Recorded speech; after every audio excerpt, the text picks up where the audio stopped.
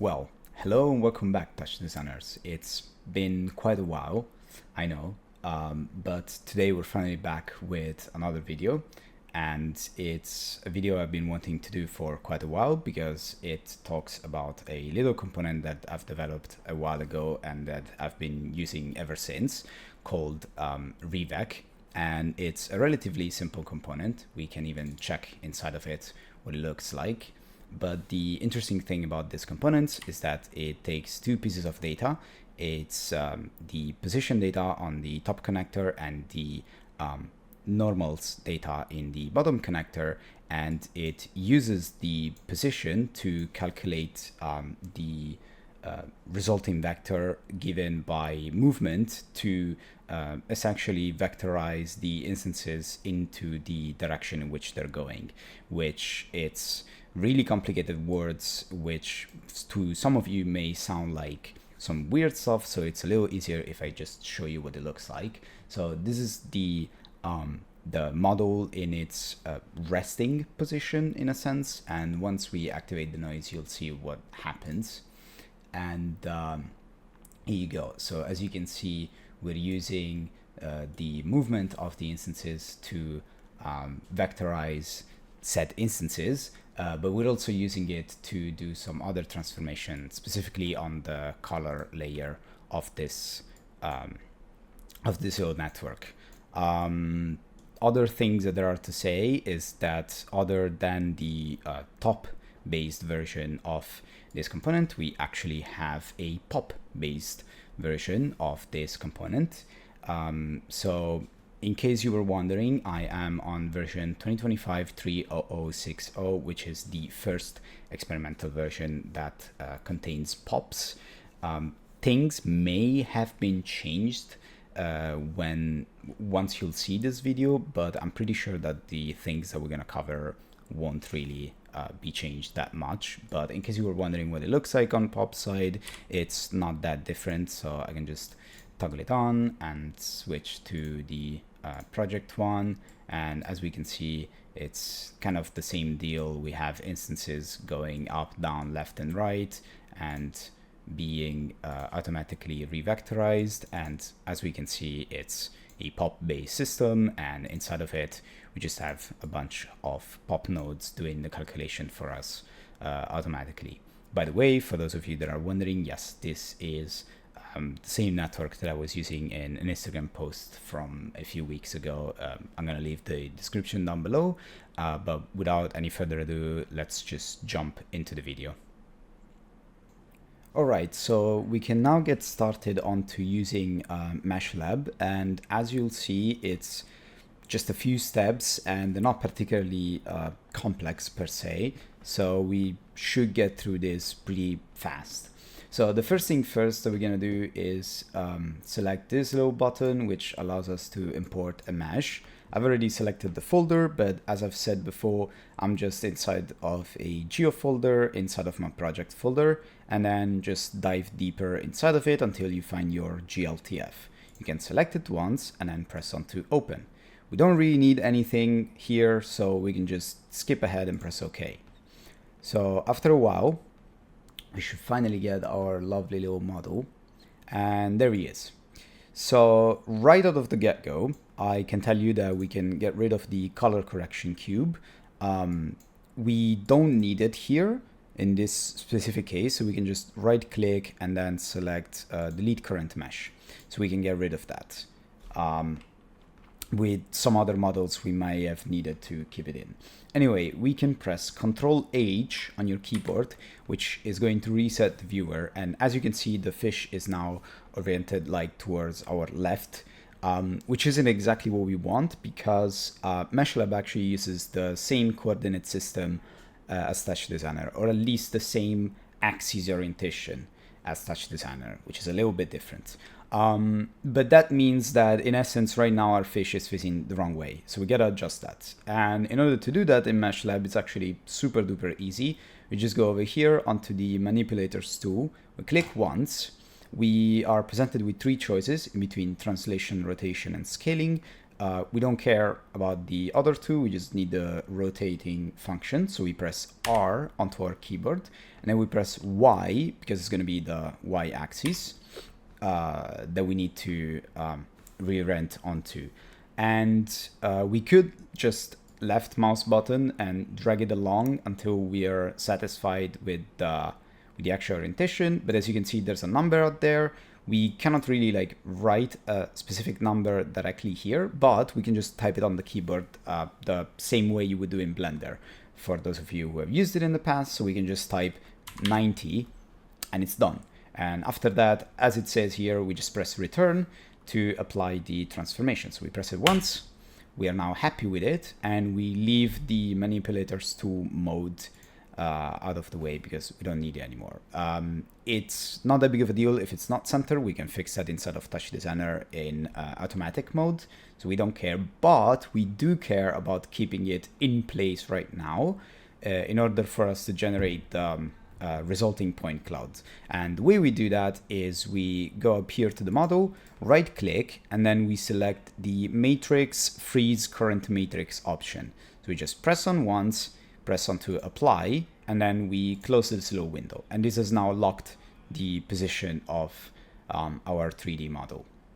Now we can go and generate the PLY, and afterwards we're gonna assign color to the individual points.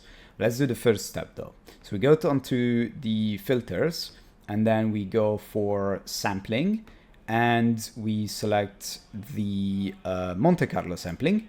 And specifically here, I'm not going to change anything, but if you want, you can choose a different number of samples, but I don't care about it. So I'm just going to leave as is and toggle the exact sample number, which for me, it's already toggled on, because I want each and every vertex onto the mesh that came from the GLTF to be 1 point of my point cloud. So I'm just going to apply.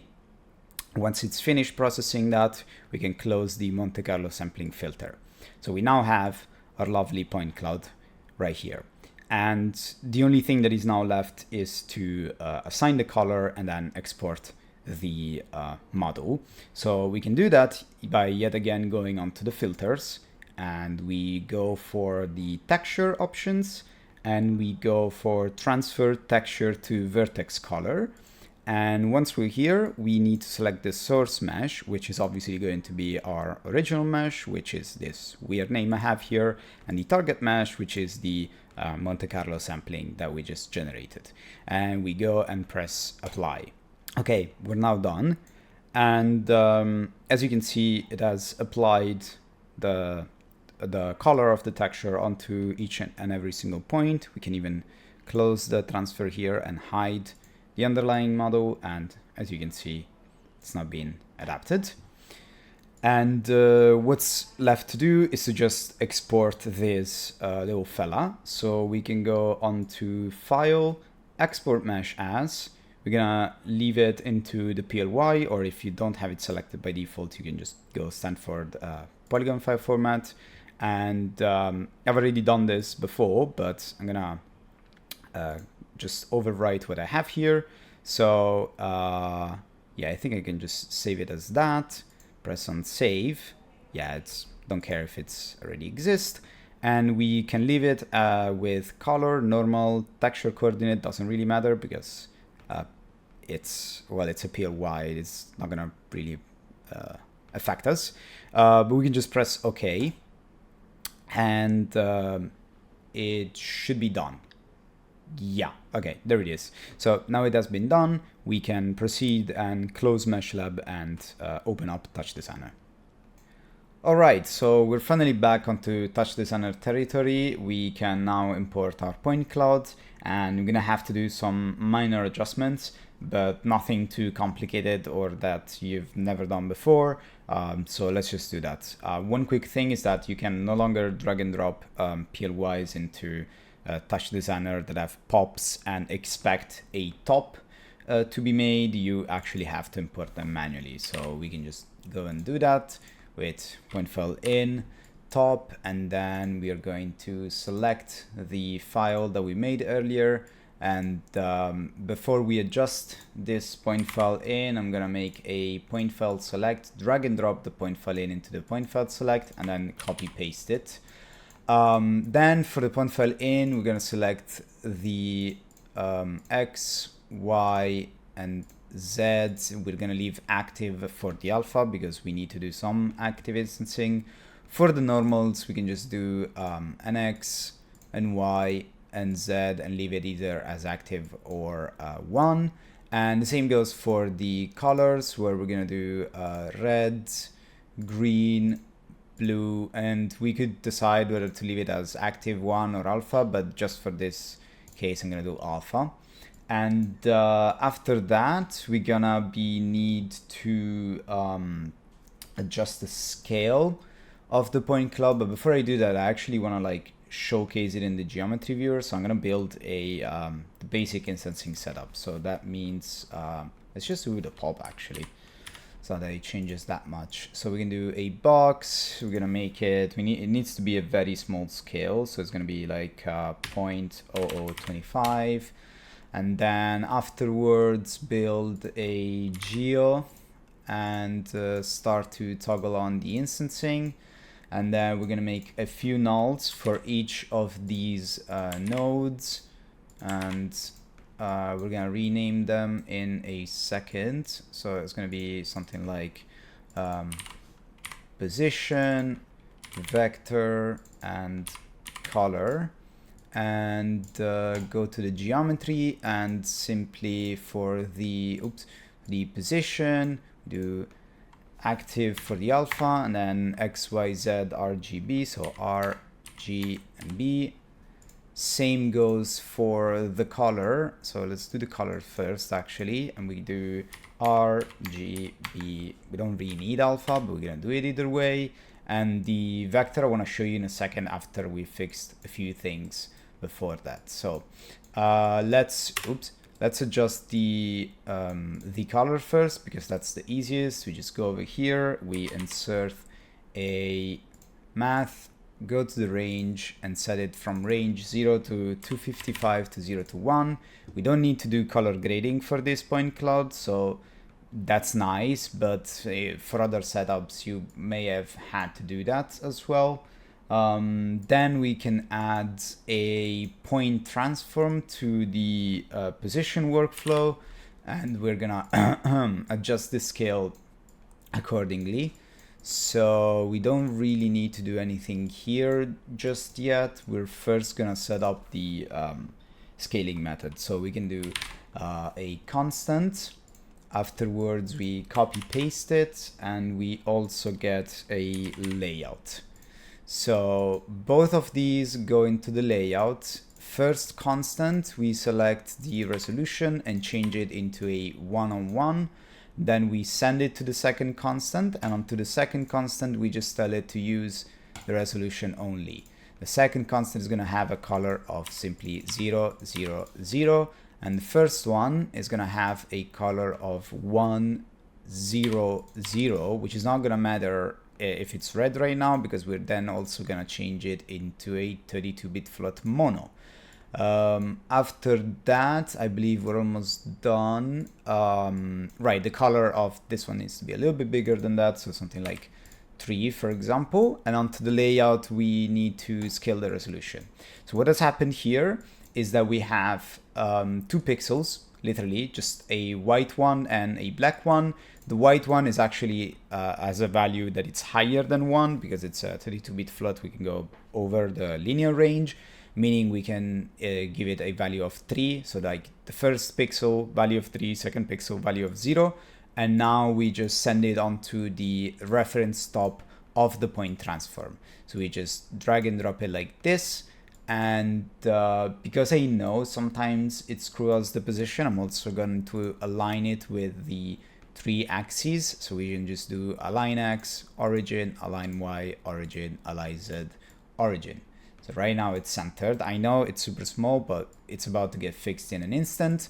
So all we need to do that is left is just go to the align scale, set it to reference, and here we go. We have our lovely little fish right here. Let me also readjust the clipping plane. So just to 0, and there you go. There's our fish. However, even though we have adjusted the position, the overall scale, and the color, we still need to assign it the normals. So I'm just gonna show you what happens when we do that. I'm gonna get super duper close, go back to our geo, and onto the rotate OP, I'm going to drag the vec null that we created earlier, and then just assign RGB as per usual. So just R, G, and B. And that way, now every single box in our instancing setup is like in a resting position that makes sense with the original topology of the original GLTF model that we had. So that's pretty much done for that. What's left to do, I believe, is just adding the noise and make a revec. So let's do that. I'm going to add a noise in between the point transform and the final position. So just noise, and Hey TouchDesigners, sorry for the interruption, but I was reviewing the footage and I just noticed something that I forgot during the original record, so I might as well show you directly. Let me export this frame. Yeah, and the issue is that I completely forgot, although it doesn't really matter for the ending result, as it still works just as fine, but it will look half as good, I would say, is that when you're here, we can just add a little extra connection from the vector onto the mapping of the noise, and that's actually about it. Sorry for the interruption, let's go back to the video. We are going to set up a noise so that it's not monochrome, offset back to 0, amplitude needs to be something like far smaller, for example like 0.2, period, we can go way higher than that. Let's make it on 20. And what else is left to do? We need to adjust the, oh right, we also need to be a simplex 4D because we're gonna make a loop, a looping noise similar to like Polyhop's tutorial from a few years ago. I'm gonna link it down below if I remember to do so. So in order to do that, we need 2 patterns chop, if I remember correctly. This should be like pattern chop, copy paste it, send the first one to the second one. Onto the first one, we're gonna give it a length that it's equivalent to the length of the timeline. If you don't know what that is, it means that you do me.time.end, and that way you just get the duration of the timeline. By the way, if you have 600 here, you can just double click and put whatever you want. I have 900, I don't remember the reason actually. There probably was one. What else is there? A merge, just to make it a little bit nicer to look at. And we probably, oh right, we need to shift this guy by, I believe, 0.25. Let me check, yeah, phase, and we just set it to 0.25, so it's shifted, and let's rename them as well, so we can do TZ and TW for this guy, and that should be it. Yeah, I don't think there's much more than that, no. Oh wait, no, the amplitude is like way too high, so the amplitude it's going to be something like let's do 0.25 as well for this guy and this guy as well, so both of them. So 0.25, and now we can send these 2 values onto the respective transforms. So for the Z, we just send it the TZ, and for the W, we send it TW.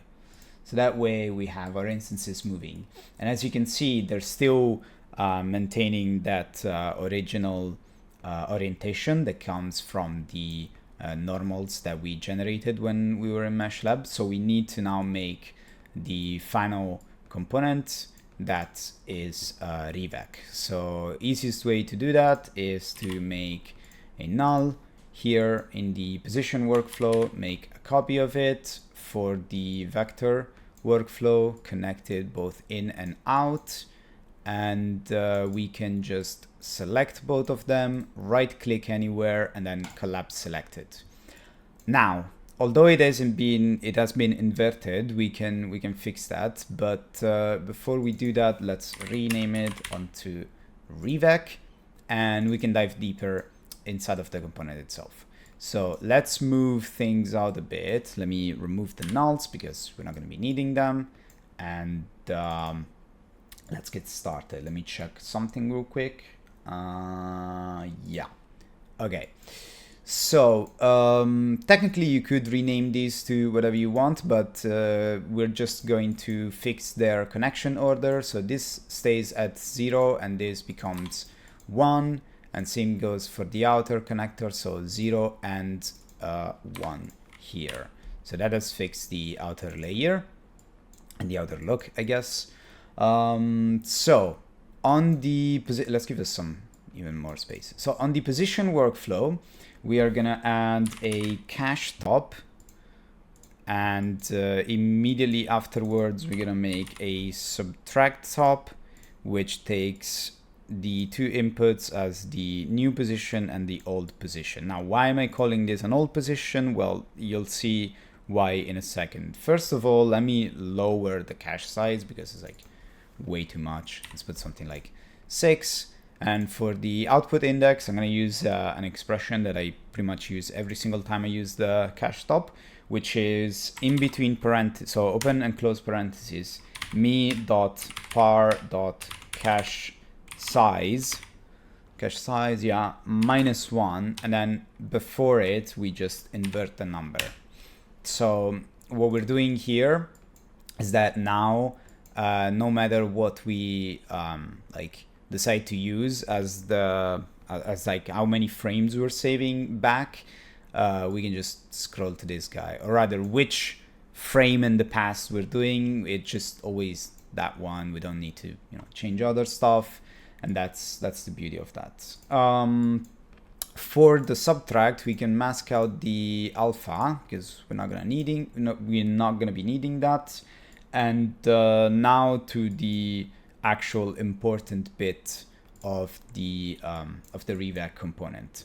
So for that, we're going to be needing a math top, a mate top, and a point transform. So let's drop them all like this. So the subtract goes into the math. The subtract also goes into the mate's first input. The math goes into the third input of the mate, and then the original vector goes into the second input of the mate. And then finally, the mate goes into the first input of the point transform, and the point transform's output goes onto the finalized vector. So let's fix this in a second, but it's already working right here, as you can see. Although there is an issue, which is that if any of these stop right now, it just doesn't work as intended. So let's fix the point transform first. We want it to be a vector and to normalize the input, because that's just always good to do. And for the math, wait, let me check real quick on my other patch. Yes. Okay, so for the math, we can just tell it to use red. Oh, that's why it wasn't so. Okay, so it was still not supposed to rotate to the vector, and then after we have adjusted the math, do it. So imagine I did that before. And on the math top, we can set it as a 32-bit float mono, although it's not mandatory, but it will make more sense in the context of what we're about to do. And on the channel pre-op, we're gonna select positive, so that every value that we get here, either positive or negative, is just always positive, doesn't matter. And then we're going to combine all of the channels into by average. Oh, and we also need to mask the alpha, by the way. And we're then going to cast to an integer, but we're going to do so to the ceiling, meaning that unless a number is 0, or rather a vector is exactly 0, then it is always going to output 1. And with that, we have finalized the component. So what is happening is that, let me show you actually via the network editor, is that if we now stop this noise from acting, the math switches off, meaning that the math outputs the old vectors, which are just the normal ones that we have from our previous export and then import. And the reason is that if you then want to mask certain elements, you can always do that, and the math will just know which elements are supposed to receive and get the new vector and which ones are not are not going to need that. So let me just put back the noise and go back to the geometry viewer. Actually, might as well show you what it looks like when it's not moving, by the way, just to prove my point. So back to the geometry viewer, see, it has gone back to what it was before, and then we apply the noise again, starts to rotate in the correct direction and whatnot. One final thing that I added, at least in my original version, was that in essence, sometimes you may end up with a point cloud that doesn't necessarily have vectors, and that could lead to certain problems with this specific component. So we just make up some fake vectors that don't really make sense, but at least you don't get invalid vectors that you're trying to calculate. And the way you do that is to just add a noise after the position, and you could make this either random or random GPU. I had it set to random, doesn't really matter that much. And I'm gonna set the amplitude to 1, offset to 0, and then we're gonna remove the monochrome, and we're also gonna set it to only output noise, no input influence, and then send it as the fallback input of the in top that we have over here. And so that way, in case you don't have a vector that you have connected here, you're still getting something out of this. So let me just show you what happened. Is that we stop here, we stop noise, you still have fake vectors, even though they don't exist, but at least you have something, right? And then when you plug the original one, you actually do get what you want. And now we can apply the noise again, and it just works. So yeah, that was it for the top version. Let's move on to the pop one. All right, we are on to the final stretch of the video. Let's find out how to get these 3 top nodes that we're using for our instancing to be converted into a pop instancing based system. So the way we do that is actually very similar to the concept of instancing itself, except that it's still a conversion from these 3 nodes into one singular pop node.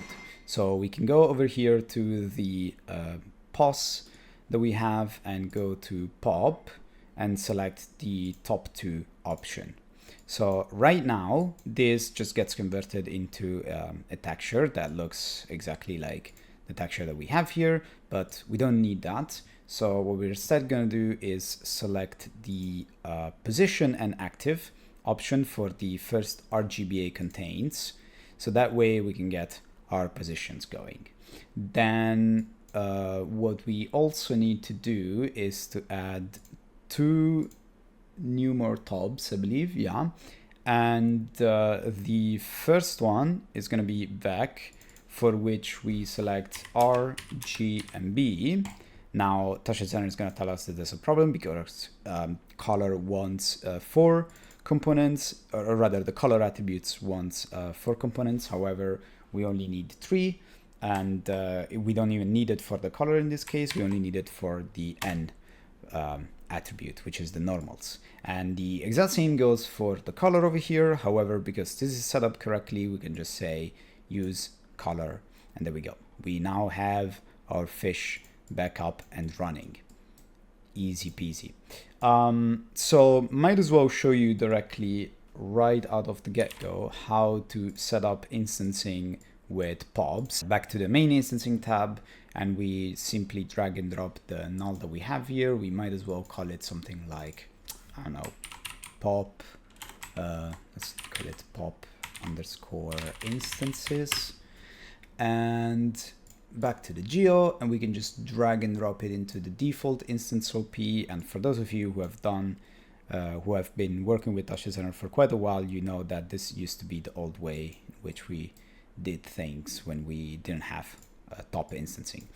Anyway, from here on out, we still need to select the channel for each thing. So for the translate X, we're going to use P0 component, then P1 for the Y, and P2 for the Z. We can start to see that we're getting back our our boxes in, and we now just need to do the same thing for normals and colors. So for the normals, it's going to be N0, N1, and N2, and for the colors, it is going to be color 0, color 1, color 2, and color 3. Color 3 doesn't really matter because we're not using any alpha in particular, but yeah, whatever. So now that we have this, I'm just gonna copy a few things from the other patch I have before going into recreating the Revec pop. So let's see, what did I have here? I had a field apparently, so we can do that. We can do field, and I believe the only thing I changed was the transition range to something like 0.6. Don't really do much else other than that. Just send it here. You don't see any visual change. That's all right, because we're just creating a new attribute that we can use later on for some other stuff. In the original patch, apparently I also rotate Y, but with a weight attribute. So we can do that as well. We grab the transform, get it working here, send it yet again like that, and on the weight attribute we select weight, and then on the rotate Y, apparently I had 180 degree, so it creates this weird looking thing, which apparently I enjoyed a lot because that's what I ended up publishing on Instagram. And an extra bit of thing that was just there apparently was a twisting operation, so we can also do that. That's not that big of a deal. So we do twist, and it was on P, twist on the x-axis. The strength is given by a chop node, so we can check that in a second, but let's bind the weight attribute to the weight attribute. That sounds like a joke almost. And apparently I used a looping pattern for the strength here on the twist, so that it would go back to where it started. And a simple way to do that, I can just show you in a second, is that we get a pattern chop. Yet again, this pattern chop needs to have the same length as the timeline, so we can just do me.time.end. I don't believe I change anything else in here. No, I just only have a null. So let's activate the null, go to the twist here, send it onto the strength. So right now it doesn't seem like it's doing much, but what we can do is take this strength. Actually, we might as well change the name of the channel, no need for that, and then multiply it by 360. And this is apparently what I had in the original post. Yeah, that looks like it. Yeah. Alrighty, so let's finally create the Revec for pobs. I'm gonna give myself some extra space in here and deselect that, and we can now do insert operator in between the twist and our final node over here. Right click and then do insert operator and go to the base. Interestingly enough, it disconnected. That's probably an issue of the experimental. Don't know what that was. Let's call it Revec, but for pops. Right, because I had another one, whatever. It's not going to give you a problem. It's going to call it Revec pops for you. And let's go inside of it, get some extra bit of space. And if you remember, the operation that we did for tops was using the concept of a mate with some math logic to get only the instances that are moving to create new vectors. And what we're going to do now with the attributes, although it might look super duper confusing, and I get it, but it's the exact same concept. There is no particular difference as far as I know. So we can just go and do that. I'm gonna also deactivate all of the viewers because we don't need those. Let me get inside of the revec pop and let me copy it from what I had in the other patch. Okay, so input goes into a select, and in this select, oops, that's a revolve, that's the wrong node. Select, please, thank you. Okay, so in this select, we're only getting the position for the point attributes because we don't need any of the other ones. So you see position, color, normals, and weight. We don't need any of that, just the points. That's it. And the thing that we do afterwards is that we grab a cache pop. Yes, that does exist. And if you remember this, in the other workflow, we only changed the output index, and that's exactly what we're gonna do. Also, might as well lower the number here a little bit because we don't need it that big. And the expression here was, let me get it right out of the get-go, open parentheses, me.par.cache size, size -1, and then in front of it another minus. Here we go. So this way we're outputting the position from a little while ago. Then we can get a math combine, and if you do not know the difference between the math combine and a math mix, I highly suggest one of Polyop's video on the pops. I believe the first video that he has on pops, where he goes a little bit into explaining the difference between the combine and the math mix. Anyway, we can get both of these nodes into the math combine, and in the input side of things, we're gonna select the point of the first input and call it the new position.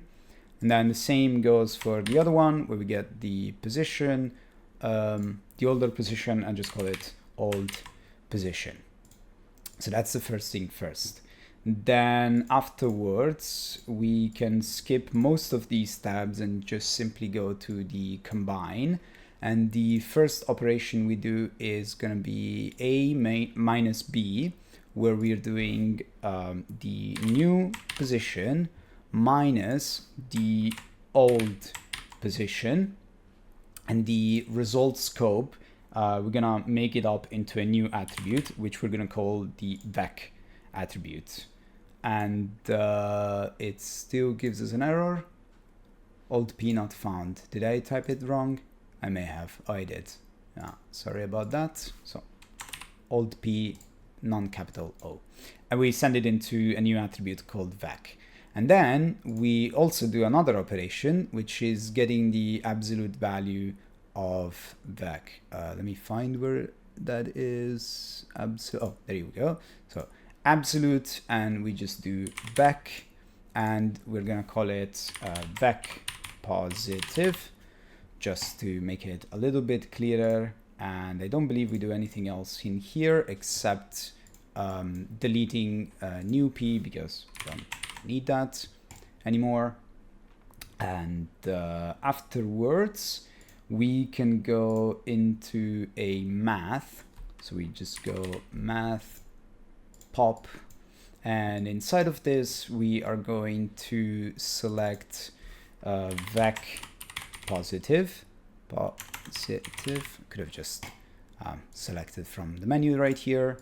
And the thing that we need to do, if you remember from the again from what we had before, was to cast it to an integer after we've averaged it.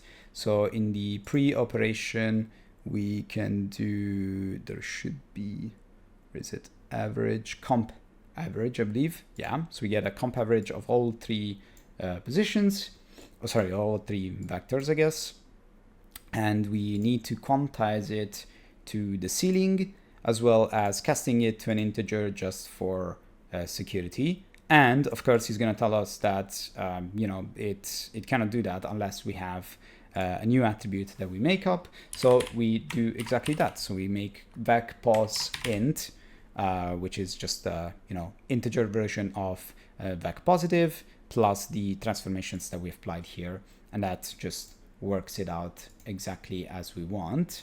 And then another thing that I've done personally is attach an attribute immediately afterwards the math and delete, what was it, vecpositive, because we are not going to need it anymore, so we can get rid of it. Afterwards, we can generate, or rather drop in a math mix. We could have done it with a combine as well. It's not that big of a deal. And we select the first one, or rather the first input node and the attribute node, drag them both into the math mix. That did not do what I thought it was going to do. So I'm going to invert the order. So we can start to see that there's something happening here. And in the math mix, we need to do, I believe, yeah, just a combining operation first, which is gonna be the mate itself, and it's called A if C else B, which if you think about it, it's literally just a mate. There's nothing else to it. And because we're using a math mix, we haven't renamed the attributes like with the math combine, so we need to use the specific naming convention that it's used by the math mix. So in this case, it is going to be, I've already done it before, so it's in1 underscore vec, then the scope B is going to be n, then scope C is going to be in1 underscore vec pos int, and it all goes into n, so that way we can get it back going. And then I've got this operation specifically recommended on the TouchDesigner forum by Tim Garrison, actually. So it's the normalizing function, which we apply to n, because if you remember, we also do that in the top version of this component. And once we're happy with all of this, we can just send it over here. And now our instances should be following the actual path in which they're going. And that seems to be exactly the case. So we can back out of this. Don't need to do anything else inside of this component. And that's it for this part of the video, in which we were supposed to create these two components that are revectorizing our instances, both for a top workflow as well as a pop workflow. All right, so now that we're done creating our two components, both the revec for the top workflow or the revec for the pop workflow, you can easily click away from this video, as now I'll just be showing you a few things from the original network that I then shared on Instagram. In the meantime, if you stuck along with me all this time, I want to thank you massively. And if you want to continue supporting me, you can always follow me on Instagram or join my Patreon, which gives you access to my Discord server as well. But let me just quickly switch the geometry viewer here and let me show you a few things. So in the original patch, one of the things I did was actually readapting the normals. Specifically, I grabbed the individual RGB channels, each of them into their own reorder top, which I then obviously converted into a 32-bit float mono. type of pixel format. And then I use a limit top to normalize between 0 and 1 before reordering again, so that I could put them all together and then composite it with the color. And the reason being that when we're doing compositing, usually they expect values to be in between a 0 to 1 range or linear range, for those of you that know what I'm talking about. And so because normals are usually normalized on values between -1 and 1, that's what I just did in order to avoid any potential issues in there. Another thing I did, or actually another two things I did. There's one that I do with pretty much every instancing setup that uses something similar to this, which is that whichever material I'm going to use, it uses a specific color map which comes from a rectangle, which adapts really well, especially when you have boxes and you're not scaling them. And let me adjust the clipping plane real quick. Sorry about that. I wish they once you reset this, it just stuck with that, but sadly it doesn't do that. But anyway, as you can see, it's a little bit easier to tell each individual box from one another. So that's just one thing I like to do. And then we have the two cameras, each of them with their own specific setup.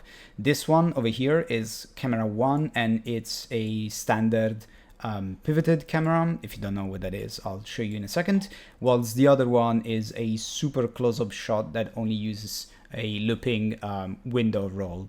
So for the first camera, we set it up in this particular way where the translate on X and Y is simply 0, and the Z component is whichever distance we want the camera to be from the actual geometry. So as you can see, that's where the camera is staying.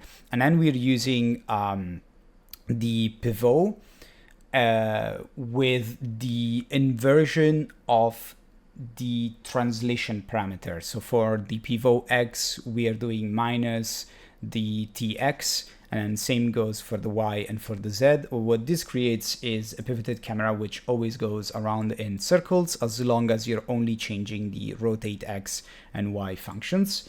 Or parameters. In this case, the rotate X simply enhances how high or low the camera will be in respect to the 0 plane, or to the XZ plane, if you want to call it that. And oops, there you go. And for the Y instead, we are using a simple expression to loop it perfectly around the geometry. Said expression is in between parentheses me.time.frame, which is the current frame, and we divide it by me.time.end, which gives us a 0 to 1 range based on the duration of the timeline. We then multiply it by 360, and that way we can loop perfectly around the viewer here, or our 3D world here. And I'm also using that exact same expression in the window roll, meaning that for each loop I also do one full cycle of the window roll, which we can see from switching onto the camera 1. So as you can see, each time we just do a full roll, it's beautiful. I really enjoy it. However, in the render, I did not end up using that in my original post, simply because it was slightly shifted and I didn't really enjoy it. So instead, I used the camera 2, and camera 2 is actually a lot simpler. It is simply put as close as I could get it to get a really lovely piece of the instancing setup in place. And then we just use that same expression of me.time.frame divided me.time.end, and then multiplied by 360, so that it would do just a full loop with the window roll. So that was it. Again, if you wanna support me, you are gonna find some links in the description below. And that was it for what I wanted to show you today. I can't wait to show you much more very soon, and I will see you on the next one. Bye bye.